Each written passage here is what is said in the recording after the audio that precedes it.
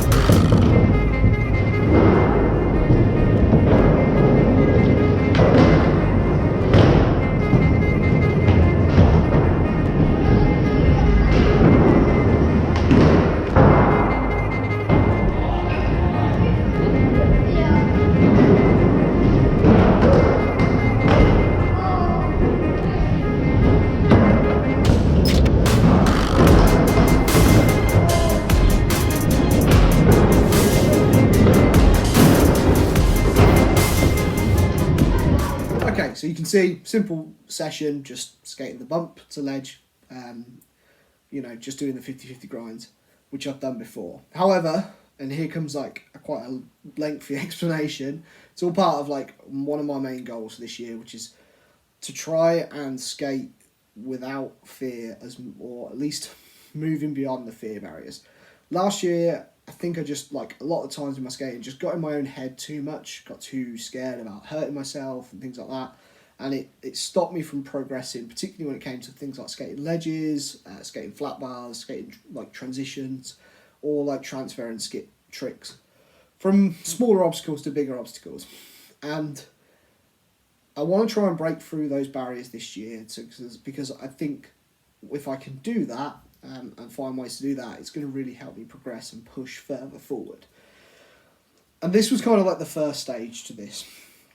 Normally when I skate this ledge, what I'll do is after I do there's a kick turn at the top of the ramp, I'll take a step to slow myself down. I'll take my foot off my board, slow myself down before I go down one flat bank and up to the bump, so that it slows down, so that when I get to the top of that bump, I'm not going very quickly and I feel like I have more control. But as much as I have more control, it makes the trick look not so good, I'm not getting up into that grind and really flying along it and stuff like that. So I decided for this session, as the first sort of attempt to remove away some of that fear, is that I would take that step out. I'm not trying to go faster or anything like that, but just by taking that step out, I would naturally speed up a little bit. And you saw that I was hitting them with, it's not like I'm blazing fast, but that for me was much quicker, and it was kind of a bit of a mental barrier to get through. But I'm stoked that I was able to do it, and that's something that I really, really want to carry forward into the rest of the year.